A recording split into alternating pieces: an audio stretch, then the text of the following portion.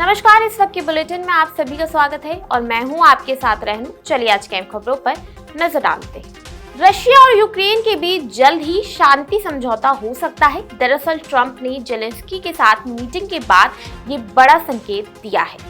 Trump ने Ukraine के राष्ट्रपति वोलोदिमीर जेलेंस्की के साथ मीटिंग की। ट्रंप कई बड़े यूरोपीय लीडर्स से भी मिले। उन्होंने इसके बाद अहम जानकारी शेयर की। ट्रंप ने दरअसल सोशल मीडिया प्लेटफॉर्म के जरिए कहा कि मेरी जेलेंस्की के साथ अच्छी बातचीत हुई है। यूक्रेन को यूरोपीय देश सिक्योरिटी गारंटी देंगे, यानी कि मीटिंग में यूक्रेन की सुरक्षा गारंटी पर चर्चा हुई। ट्रंप ने कहा कि अमेरिकी और यूरोपीय देश मिलकर इस पर काम करेंगे। वहीं रूसी राष्ट्रपति ऑफिस क्रेमलिन ने बताया कि ट्रंप ने मीटिंग रोककर पुतिन से फोन पर 40 मिनट बातचीत की। इस दौरान पुतिन ने रूस और यूक्रेन के प्रतिनिधियों के बीच सीधे बातचीत का समर्थन किया है। रिपोर्ट्स के मुताबिक जर्मन चांसलर फ्रेडरिक मर्ज ने बताया कि ट्रंप के साथ फोन पर बातचीत के दौरान पुतिन 15 दिन के भीतर जेलेंस्की से मुलाकात को राजी हो गई हैं।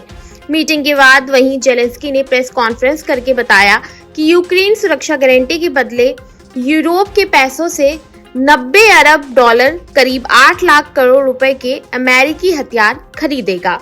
मुंबई में बीते 4 दिनों से हो रही बारिश से जनजीवन अस्त व्यस्त हो गया है।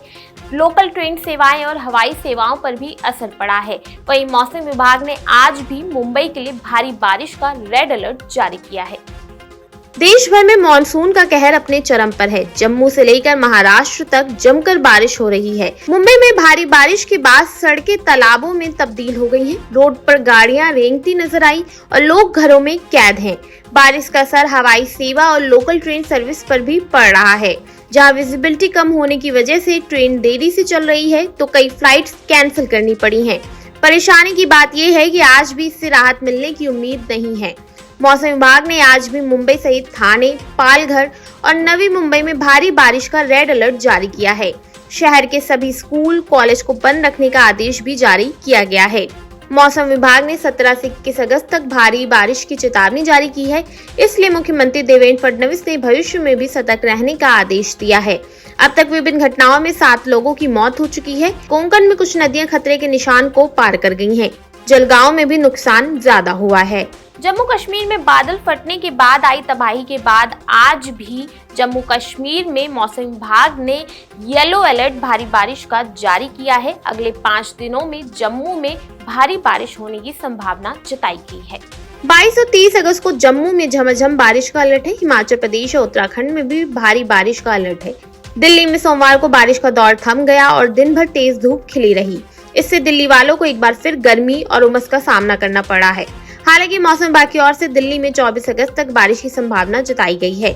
आज दिल्ली का अधिकतम तापमान 34 डिग्री सेल्सियस और न्यूनतम तापमान 25 डिग्री सेल्सियस रहने का अनुमान है। आगे तापमान में गिरावट आने की आशंका है। 19 से 24 अगस्त के दौरान जम्मू कश्मीर में कुछ स्थानों पर भी भारी बारिश होने की संभावना है। अगले 7 दिनों के दौरान हिमाचल प्रदेश और उत्तराखंड के साथ साथ पूर्वी राजस्थान, पंजाब, हरियाणा, उत्तर प्रदेश में भारी बारिश होने की संभावना है। अगले 7 दिनों के दौरान असम और मेघालय, नागालैंड, मणिपुर, मिजोरम, त्रिपुरा और अरुणाचल प्रदेश में अलग अलग स्थानों पर भारी बारिश जारी रहने की संभावना है। 20 से 24 अगस्त को अरुणाचल प्रदेश में भारी बारिश हो सकती है। गुजरात सरकार ने जन्माष्टमी के बाद पुलिस डिपार्टमेंट में बड़ा बदलाव किया है। दरअसल राज्य सरकार ने 105 आईपीएस और एसपीएस अधिकारियों का तबादला कर दिया है। ये फेरबदल काफी समय से लंबित था और आने वाले त्योहारों जैसे गणेश उत्सव और नवरात्रि को देखते हुए ये फैसला लिया गया है। इस बदलाव से सरकार ने लंबे समय से एक ही जगह जमे अधिकारियों को हटाकर नए अधिकारियों को अहम जिम्मेदारियां सौंपी हैं। राज्य में पहली बार मुख्यमंत्री, गृह राज्य मंत्री और अपर मुख्य सचिव विभाग ने नागरिकों के फीडबैक, पुलिस अधिकारियों के रिपोर्ट कार्ड और फीडबैक पर विचार करके आदेश जारी किए हैं।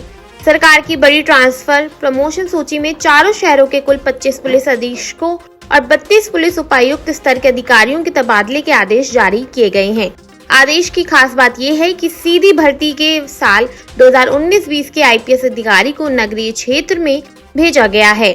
वहीं साल 2018 या उससे ऊपर के अधिकारियों को जिलों में और साल 2012 व 2013 के अधिकारियों को नगरीय आर्थिक अपराध सीआईडी आर्थिक अपराध की महत्वपूर्ण जिम्मेदारी दी गई है। दिल्ली में पिछले कुछ दिनों से ज्यादा बारिश तो नहीं हुई, लेकिन इसके बावजूद यमुना नदी के बढ़ते स्तर ने दिल्ली के लोगों की टेंशन बढ़ा दी है।